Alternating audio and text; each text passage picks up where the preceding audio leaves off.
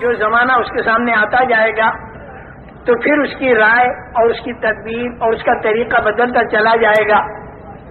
اس کے بعد پھر دوسرا زمانہ آئے گا تو پھر رائے اور طریقہ اس کا بدلتا چلا جائے گا، یہاں تک کہ آدمی کی موت آ جاوے.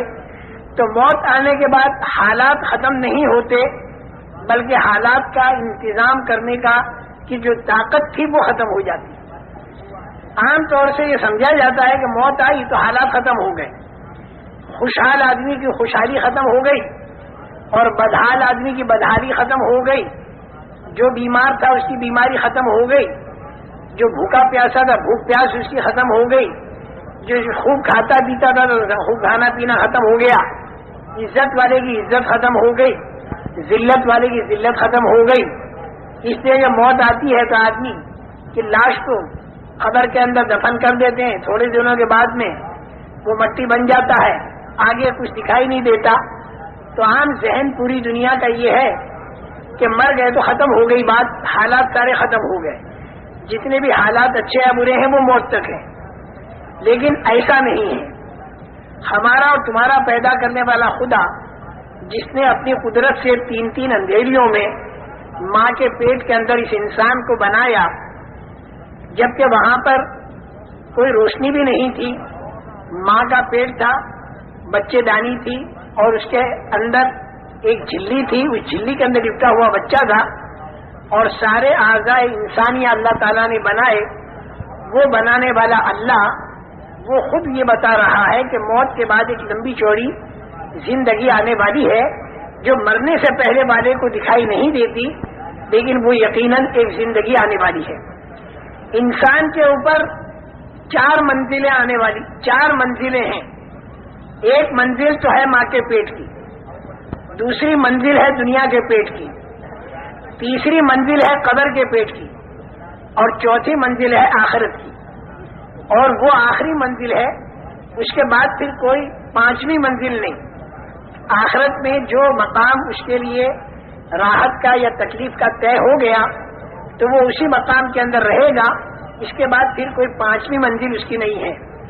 یہ بات الگ ہے کہ کوئی ایمان والا اگر اپنی بدعمالیوں کی وجہ سے جہنم میں گیا تو جہنم کے اندر وہ پاک اور صاف ہو کر اور پھر وہ جنت میں چلا جائے گا.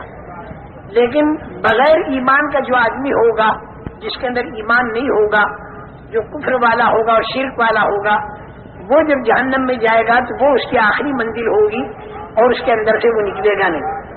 یہ 4 منزلیں ہیں انسان پر. ماں کے پیٹ کی منزل میں تو انسان کی ذات بنی، اس کی آنکھ بنی، کان بنے، زبان بنی، ہاتھ پیر بنے، دل دماغ بنا، پھر اندر کی ساری چیزیں بنی. ماں کے پیٹ کے اندر تو انسان کی ذات بنی اور اس میں انسان کو ذرہ برابر اختیار نہیں تھا. لڑکا بننا یا لڑکی بننا، کالا بننا یا گورا بننا، خود انسان کو بننے والے کو بھی اختیار نہیں تھا اور اس کے ماں باپ کو بھی اس کا اختیار نہیں تھا. یہ بالکل ہمارے اختیار سے باہر مسئلہ اللہ جل جلالہ و عز وجل نے اس انسان کو ماں کے پیٹ کے اندر بنایا. اس کے بعد دوسری منزل ہے دنیا کی. دنیا کی جو منزل ہے، اس منزل میں اللہ نے اس انسان کو ہلکا سا اختیار مرحمت فرمایا اور یہ اختیار عجیب و غریب چیز ہے. اللہ نے اس دنیا میں انسان کو ہلکا سا بھلے اور برے کا اختیار نصیب فرمایا. جیسے املی کا بیج بولے یا آم کی گٹھلی بولے، آم کی گٹھلی بوئے گا تو آم کا درخت تیار ہوگا اور املی کا بیج اگر بوئے گا تو املی کا درخت تیار ہوگا. اسی طریقے سے یہ انسان یہاں پر بھلا کرے یا برا کرے، دونوں باتوں میں اختیار ہے. یہ ہاتھ اللہ نے دیے ہیں، جب تک روح انسان کے اندر موجود ہے تو اس ہاتھ پر آدمی کو اختیار ہے اس بات کا کہ اس سے سب کا خیرات دے، اس سے کسی رونے والے کو چپ کرے، کسی کے آنسو پوچھے، کسی کو روٹی کا ٹکڑا دے. اور اس بات کی بھی اللہ نے اسے طاقت دی ہے کہ اس ہاتھ سے کسی پر ظلم کرے. دونوں طاقتیں اللہ نے اس انسان کو دی ہیں، بھلے کی اور برے کی. دیکھو فرشتہ جو ہے وہ تو مجبور محض ہے، اس کو تو جتنا اللہ نے کہہ دیا وہی کرنا ہوگا. اس کے خلاف کرنے کی فرشتے میں طاقت نہیں. اسی طریقے سے آسمان ہے، زمین ہے، چاند ہے، سورج ہے، ستارے ہیں، یہ جتنی مخلوقات ہیں انسان کے علاوہ، یہ ساری مخلوقات مجبور محض ہے، اللہ کے امر کے تابع ہے. اگر ہوا کو اللہ حکم دے دے کہ معمول کے مطابق چلے تو ہوا معمول کے مطابق چلے گی، لوگوں کے کام بنتے رہیں گے. اور اگر ہوا کو اللہ حکم دے دے کہ وہ معمول سے اوپر ہو کر چلے تو اسی ہوا کا نام پھر طوفان بنتا ہے اور اس سے زندگیاں اجڑ جاتی ہیں. ایسے ہی پانی اللہ کے حکم کے تابع ہے، زمین اللہ کے حکم کے تابع ہے اور آسمان بھی اللہ کے حکم کے تابع ہے. جو حکم ان چیزوں کو ملتا ہے یہ چیزیں وہی کرتی ہیں، اس کے خلاف کرنے کی ان میں طاقت نہیں رکھی. سورج اور چاند کی روش اللہ نے مقرر کر دی، اسی روش کے مطابق وہ چلتے ہیں، اس میں کوئی ان کے اختیار کو دخل نہیں، مجبور محض ہے. جو ان سے آسمان پر فرشتوں کو سجدے کا حکم ہوا وہ فرشتے سجدہ کرتے ہیں، ایک آسمان پر رکوع کرتے ہیں، ایک آسمان پر قیام ہے، ایک آسمان پر قعدہ ہے. ہزاروں سال سے جو حکم ملا وہ کر رہے ہیں، اس کے خلاف کرنے کی طاقت فرشتوں میں اللہ نے نہیں رکھی. لا یعصون اللہ ما امرہم ویفعلون ما یؤمرون. سجدہ کے لیے کہا تو وہ سجدہ ہی کرے گا، وہ فرشتہ پھر رکوع نہیں کرے گا. پھر اسے اگر رکوع کا حکم ہو جائے تو رکوع ہی کرے گا، پھر وہ سجدہ نہیں کرے گا، جو کہا جائے گا وہ کرے گا. لیکن انسان جو ہے وہ ایسا نہیں ہے. انسان کے اندر اللہ نے دونوں طاقتیں رکھی ہیں، فرما برداری کی بھی طاقت رکھی ہے اور نافرمانی کی بھی طاقت رکھی ہے. انسان فرشتوں جیسا نہیں کہ وہ جو کہا جائے وہی کرے، کیونکہ فرشتہ تو جو کہا جائے وہی کرے گا، اس کے خلاف کرنے کی طاقت نہیں. اور انسان کے اندر دونوں طاقتیں رکھی ہیں. فمنکم مومن ومنکم کافر. اس میں ایک طبقہ ایمان والا ہوگا، ایک طبقہ کفر والا ہوگا، ایک طبقہ فاسق ہوگا، ایک طبقہ مومن ہوگا، ایک طبقہ ماننے والا ہوگا، ایک طبقہ نہ ماننے والا ہوگا. اور اسی پر سارے حالات کا دار و مدار ہے، دنیا کے بھی اور آخرت کے بھی. جتنے اس دنیا کے اندر حالات آتے ہیں وہ حالات کے لانے والے تو ہے اللہ. عزت اور ذلت، کامیابی اور ناکامی، اطمینان اور پریشانی، خوف اور امن، بیماری اور تندرستی، موت اور حیات، طبیعت کے موافق حالات یا طبیعت کے خلاف حالات جو اس دنیا کے اندر آتے ہیں، اس حالات کے لانے والے تو ہے اللہ. اللہ کے ارادے سے وہ حالات آتے ہیں، جیسا اللہ ارادہ کرتے ہیں ویسے حالات آتے ہیں. بعض مرتبہ ذلت کا نقشہ ہوتا ہے لیکن اللہ کا ارادہ ہو جائے تو اسی میں عزت آ جاتی ہے. حضرت یوسف علیہ السلام کا سارا نقشہ ذلت کا تھا، دو مرتبہ ان کا بکنا اور زنا کی تہمت لگ کر جیل خانے کے اندر جانا، یہ ذلت کا نقشہ تھا. لیکن اللہ نے ارادہ عزت کا فرما دیا تو اپنی قدرت سے حضرت یوسف علیہ السلام کو ایسی عزت مل گئی کہ دنیا کے کروڑ آدمی ہزاروں سال کے بعد بھی ان کا احترام کرتے ہیں.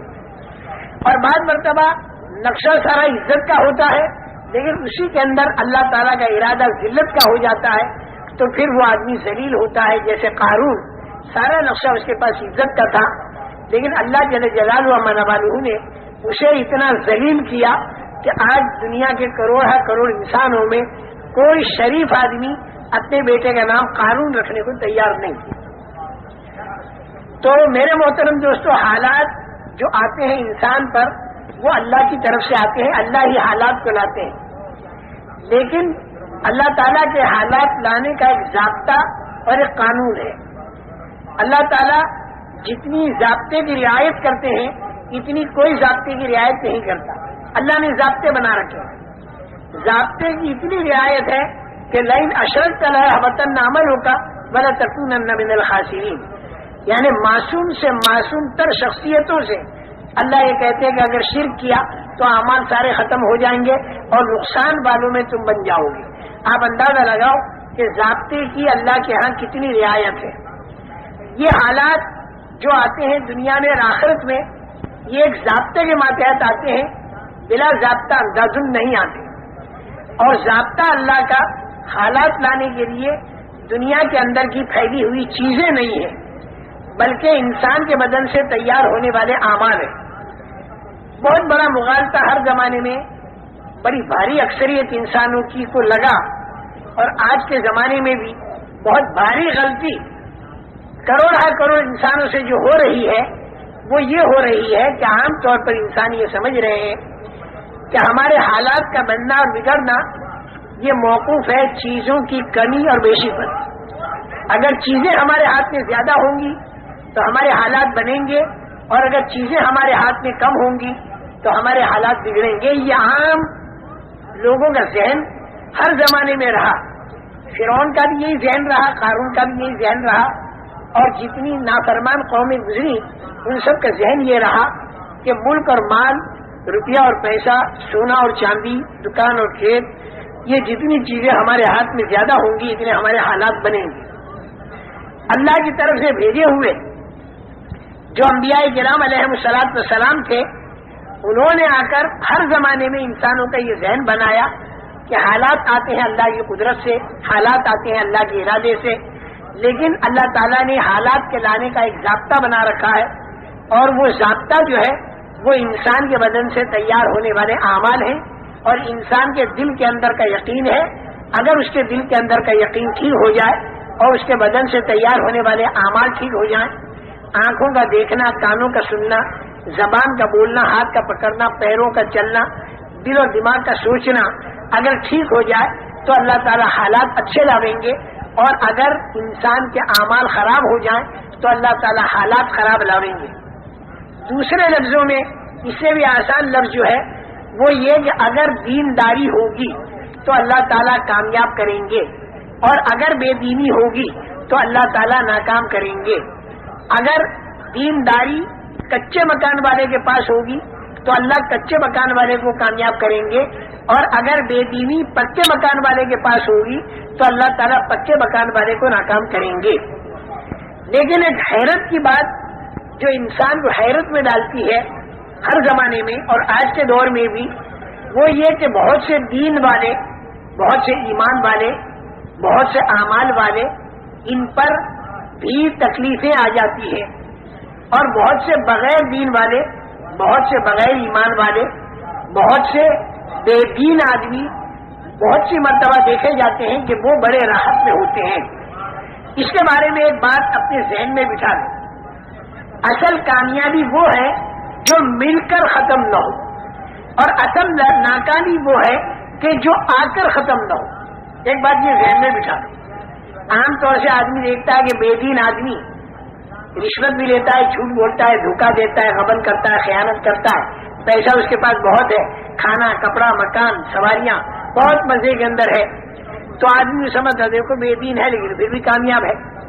لیکن اللہ تعالیٰ اس کو ناکام کہتے ہیں، کیونکہ یہ جو کامیابی دکھائی دی جا رہی ہے یہ کامیابی موت پر ختم ہو جائے گی، اور بعض مرتبہ موت سے پہلے ختم ہو جاتی ہے، اور موت کے بعد پھر جو ناکامی شروع ہوگی تو وہ ناکامی بڑی لمبی ناکامی ہوگی، بڑی لمبی. اگر آدمی حالت کفر یا شرک میں مرا تو پھر وہ ناکامی ایسی ہوگی جو کبھی ختم نہیں ہوگی، جس کو اللہ تعالیٰ خسران المبین کہتے ہیں. اور اگر وہ حالت ایمان میں مرا تو چاہے دنیا کے اندر اس نے کتنی تکلیفیں اٹھائی ہوں اور لوگ اسے ناکام کہہ رہے ہوں، لیکن اللہ اسے کامیاب بتائیں گے، کیونکہ اس کو بعض مرتبہ مرنے سے پہلے پہلے ایسی کامیابی مل جاتی ہے کہ جسے دنیا کے انسان بھی کہتے ہیں واقعی کامیابی ملی. اور بعض مرتبہ دنیا کے پہلے تو آدمی نہیں دیکھ پاتے، لیکن مرنے کے بعد سے جو کامیابی شروع ہوتی ہے تو وہ ایسی کامیابی ہوتی ہے جو کبھی ختم نہیں ہوتی. موت پر حالات ختم نہیں ہوتے بلکہ موت پر حالات بڑھ جاتے ہیں.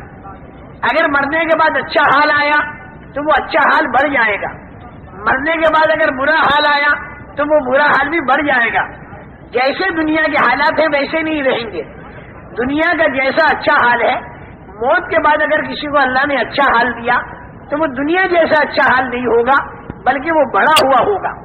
چھوٹے میں چھوٹی ادنا سے ادنا درجے کی جنت اگر اللہ نے کسی کو دے دی جو ایمان کے ذرے پر ملے گی تو وہ اتنی بڑی ہوگی کہ جس کے اندر جو پوری دنیا سے 10 گنا بڑی ہوگی، اور 70-72 اس میں ہوں گی بیویاں، اور 80,000 اس میں ہوں گے خدمت گزار، اور دودھ کی نہریں، پانی کی نہریں، شہد کی نہریں اور پاکیزہ شراب کی نہریں اس کے اندر چل رہی ہوں گی.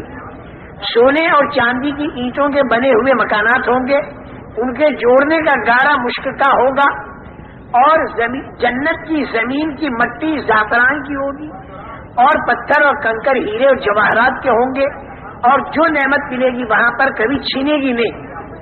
جنت میں جانے والا ہر آدمی جوان ہوگا، جوانی اس کی کبھی ختم نہیں ہوگی۔ مرد بھی اور عورتیں بھی 30-33 سال کی عمر کے ہو کر جنت میں جائیں گے، چاہے مرنے کے وقت میں عمر ان کی 90 سال کی ہوئی ہو، لیکن جنت میں جاتے ہوئے 30-33 سال کی عمر ہوگی، اور 50 کروڑ سال کے بعد اگر اس جنتی کو دیکھا جائے تو ویسا ہی جوان جاپان 30-33 سال کا ہوگا۔ جوانی الحمدللہ بیان تو ہم لوگ نے سن لیا۔ آپ سب سے گزارش ہے کہ حضرت مولانا عمر پالن پوری صاحب کو یہ دعا کریں، اور اس کی جو اس بیان میں فرما رہے ہیں وہ سب ساتھیوں سے گزارش ہے کہ اس کو اپنی زندگی میں لائے، ایسے ہی اللہ کا قرب حاصل ہوگا۔ اور آپ ساتھیوں سے بھی گزارش ہے اس چینل کو بھی سبسکرائب کریے۔ حضرت جی مولانا سعد صاحب کے نئے ویڈیو دیکھنے کے لیے سبسکرائب کریے ورلڈ مرکز انفارمیشن۔